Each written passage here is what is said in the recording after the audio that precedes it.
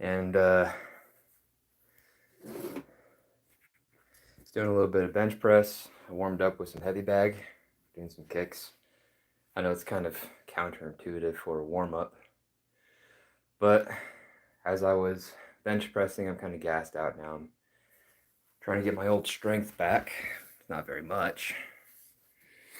I thought I'd give a demonstration. You can YouTube it, Google it, how to fail safely if you don't have a spotter. But I thought I would illustrate, show you guys. And I've talked about this before on how to fail. There's one of my biggest videos that I posted was a video that I did 3 years ago of me bench pressing 200 with no spotter. And a lot of you guys said don't do that, have a spotter. So I train alone 99% of the time. Sometimes I'll have my girlfriend Brianna hanging out with me. Back when I lived with my parents, my stepfather and my mother would come hang out with me sometimes while I'd work out or I'd ask for a spot. So I thought I'd show you guys, this is how, when I reach that limit of energy that I have no more energy for, I've done it with the squat, how to fail safely in the squat, but this is how you fail the bench press. Right now, I'm already gassed out. I got 135 on the bar. The bar, it's not originally mine. This is I think it's a 32 pound bar. So I got a 5 and a 2.5 on there. And that makes up the 15 pounds difference. And those aren't exactly 5 and a 2.5. So we're somewhere between 40 and 45 pounds. I've had these forever. Not sure how much those weigh. But this is, nobody's even watching yet, but this is how you fail the bench press safely, for if anybody goes back and watches this. So we're here, and here I'll take off my shirt. So if you're pinned at the bottom, what you're looking for is to not let it rest right here on your diaphragm. What you want is for the bar to land right underneath your hips, or above your hips and below your rib cage, so that way you're not bruising anything vital. So okay, some people coming in. So this is how you fail the bench press if you have no more energy and you get pinned in a kind of a scary spot. So I'm already kind of gassed. I can lift it up, but this is what happens. This is how you get out of the bench press safely. It's not the best angle, but say I come up. Whoa, a little shaky. So I come down. See, right now the bar is on my chest. So now what I want to do is try and get it up at least an inch. Now it's off my chest. It's below my ribs. It's all on muscle. So now what I want to do, get it as close to my hips. Kick your feet up and then just sit up. And that's how you fail the bench press safely. And then once you have it here, grab a hold of the bar, stand up, put it down. And that's basically how you do it. Then it's too heavy for you to pick up, deload the bar. It's not too much for me right now.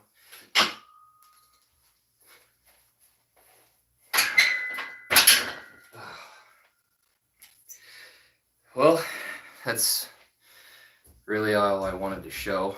Hi everyone. Everybody that's still there. This is my first live stream. I thought as I'm ending the workout, I'd do my first live stream. It took like 3 years to be able to do my first live stream. So hi. Thank you, Isaac.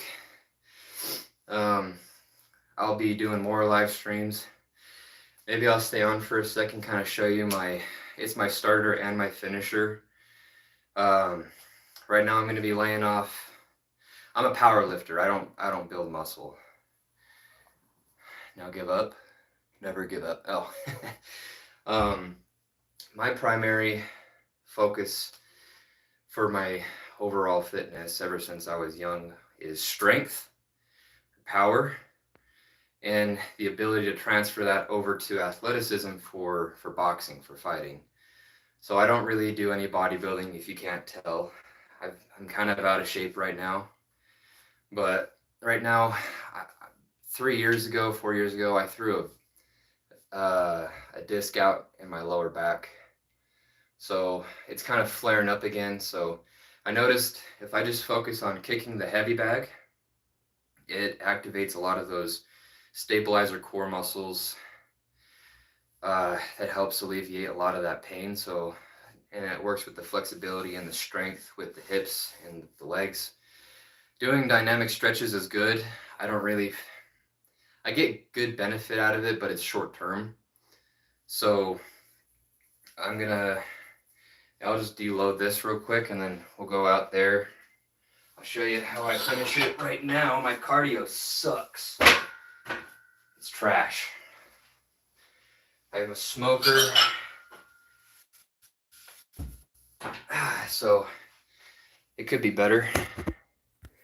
Water in my coffee. Ooh, that's not good. Okay. All right. I need to move some shit. I didn't really prepare for this. There's the front room. Move this over. I don't really know how much this heavy bag weighs. It was gifted to me a long time ago. I had to dump a lot of sand out for it to be able to move. I've been filling it with a couple gallons of water every day for the past couple days. I think I'll just hit it for a couple of minutes. I don't really have. No, you're just bulking, building muscle quickly within a lower. Yeah, pretty much. Okay. Doge. So, again, I train boxing primarily. I've been playing around with kicks just because it really does help with the overall recovery personally with leg training, and I notice it really helps out my back. So, first I'll start kind of low here. I kind of like to, when I kick, straight back down here. And then I always try to keep my hands up. I don't try and keep my hands down here. I'm trying to keep my hips parallel with the bag. I'm not trying to stick my butt out like that. See, my kicks don't look like this. Try to get a full stretch. If I want a little bit more stretch here, I'll lean down. Always kind of have a little bit of a bounce, kind of helps out, activate the core. And then when I start getting a little bit more warmed up,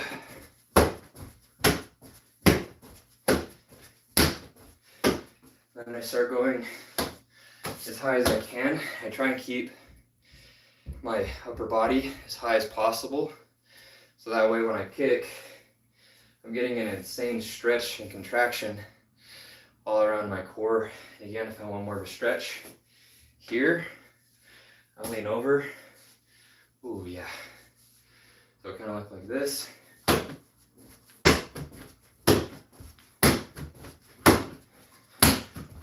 And I'm not a kickboxer, and whatever sport involves kicking. One thing I have noticed, personal experience and from observing professionals that do kick, is the foot. I notice a lot of people will keep their foot still and keep it facing forward. But what you need to do to be able to angle your hips to get the most snap and power transmission is whatever foot is still on the ground, you need to point your heel towards the bag. So I'm here, I'm facing forward. Now I'm going to do a 180 on the ball of my foot right here. This is the heel, the ball. So I'll snap it around like that. So if I just keep my foot forward, see how fucking weird that looks? And it didn't feel good. So always remember to twist. See how my foot, I'm basically walking this way now. So you always wanna, and then come back. And I think it just kind of depends on the situation. But staying on the ball of your foot in this movement can cause for a lot of instability. So I try to plant my heel and keep my center of gravity in the center of my foot right here. So if I were to go just heel, now I don't have enough balance from my toes to grab onto the ground, because you want as much stability as possible, of course.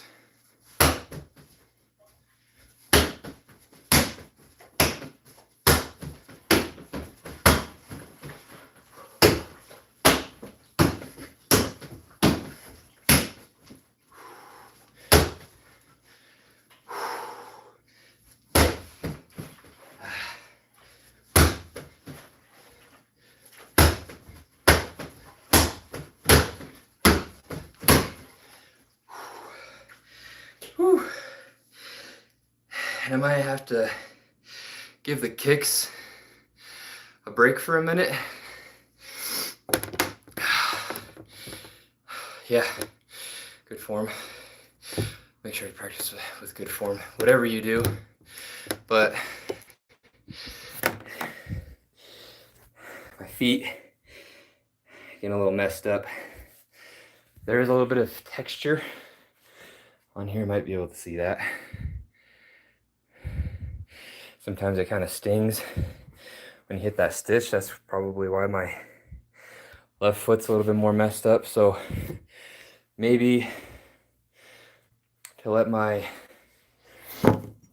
feet heal, for the next couple of sessions, I'll focus on just doing hands. I like doing unprotected hand training. A little bit old school, makes your hand tough. That's what the wraps are for, primarily, in boxing, fighting, to keep all the bones and the cartilages safe. While you train, if you can, cause as minimal injuries as possible to your bones, to your feet, to your body, and you're able to recover in time leading up to an event where you do actually have to apply that practice, then you're a rock. You got your wraps on, you got your gloves on, then basically you have a rock in your glove. So I'm not going to do it now, a little bit spent. I am going to be working on bench press. Primarily, I'm going to try and get it back up to 200, and then once I hit 200, I will then transfer over heavy bag training to primarily boxing, and then try and maintain that strength goal while doing the cardiovascular endurance training of boxing. Then I'll start on squat training. I hit 300. I was kind of thinking about it. Maybe I should try and shoot for 4. Give my lower back time to re-strengthen. My core is super weak right now, so I need to work on getting that back to par, and I do believe this heavy bag kicks will help with that. So thanks for sticking around, Isaac. Appreciate it. And then deadlifts.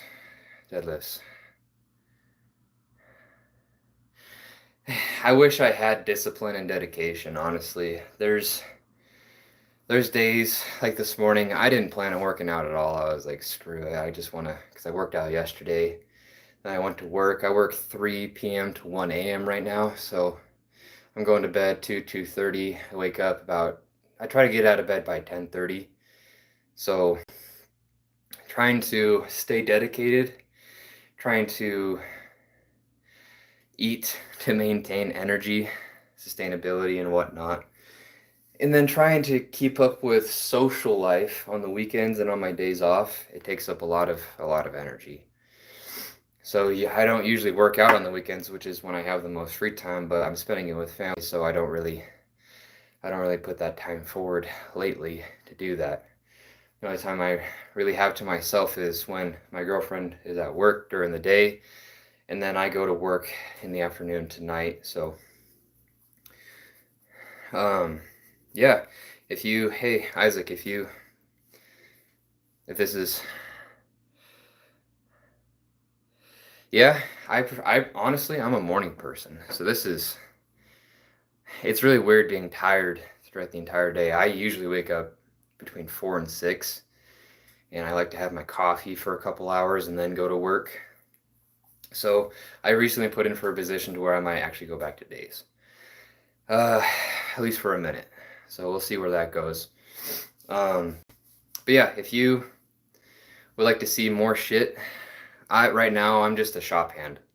I'm through a temp agency, and I'm getting paid not as much as I would like, but I put in for a warehouse position at this place that makes mining equipment, and that'll give me like a $10 raise to be hired on with that company. If they decide not to hire me on in the warehouse, I'll still get a $5 raise from what I'm making net right now with the temp agency. So either way, it'll work out just fine. Um, so yeah, um, right now I just clean up. I wipe everything, I sweep everything, I mop everything. So um, yeah, I'm gonna get ready. It's like, what time is it? It's quarter after noon. I'm okay. Hell yeah. I've met a lot of cool people that were working for vendors like Coca-Cola and Frito. Is it Frito-Lay? Yeah, that seems like a pretty chill job. Um, there is a Coke warehouse distributor right now. Oh, nice. That's about what I would make um, for that warehouse position, and that's actually because it's a mining building equipment company. It's a really big company. So um, right now, the way the wages go is laborer, which is what I am. We make the least amount. Then it goes warehouse, and then it goes. Actually, I don't know, but there's electrical, tear down, mechanical, hydraulic, small components, welding, burn tables, arc welding. All those guys make over like $30 an hour. So I figured right now, nobody's going to put in for that warehouse position, and another position might not come up for a while. So I figured I can put in for the warehouse position. I have to stay there for a little while before I'm able to put in for another position. That's fine. I just want to start making as much money as possible right now. That board right there actually is my finance board. I need a minimum outside of food and gas. I need a minimum of about $1,300 a month. So if I'm making right now, what I am making is $16 an hour. I'm making $1,800 an hour after taxes. That's only um, math, $500 left over for the month. Wow. Yeah, that's insane. And right now I live in a little dirt town, small town. It's not really a dirt town, but it's not a city. It's called city, but the wages are kind of low out here. So this is a really good company to work for. A lot of those people that are there, some of them have been there for 30, 40 years, and they're making like $50 an hour, which is insane. And raises every year and bonuses every quarter. I mean, that'd be pretty good. Anyway, I'm gonna get ready for work. Southern California. I've been to California once. Southern California. I went there went vacationing with some family. November 2019, right as COVID was hitting. All of us, all like 14 of us got sick. And that's about when COVID hit the country, the West Coast. So I think I'm sure you guys got hit hard with it too. But we were at Disneyland, Universal Studio, SeaWorld. So yeah, I think we got exposed pretty early on. Um, but anyway, yeah, I need to get ready for work. I need to go shower. I need to get some more food in me. I need to drink more coffee. I need to watch more Dragon Ball Z. Um, Thank you, Isaac, for talking with me. I'd like to talk with you more. If you have any more questions, I'll do another live video probably tomorrow. I don't really have a set schedule for posting videos. I'm supposed to actually edit the last two videos that thank you. I appreciate that. I'll keep that in mind. Again, this is my first live stream ever, and I've been trying to do the online thing for the past like 3 years. But I'm supposed to edit the last two videos that I did sparring with my buddy across the street. They're both like 2 hour long videos, so I don't know if I'll really get around to doing that. But yeah, I'll make more videos. Yeah, I mean, you don't have to subscribe. I mean, if you just want to drop in every once in a while and say hi, I'll talk with you. Isaac Kendrick. Thank you, Isaac, for sticking around and talking with me and listening to me rant and bullshit or whatever. Hope you have a good day. Hope you have a good day at work, buddy. See ya.